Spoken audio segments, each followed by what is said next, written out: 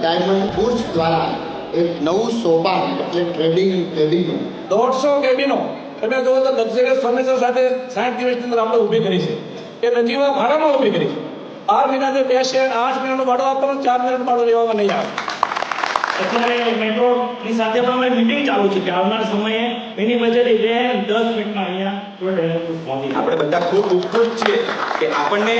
આ ઇન્ફ્રાસ્ટ્રક્ચર આટલી સરસ સુવિધા સાથે અહીંયા પ્રાપ્ત થયું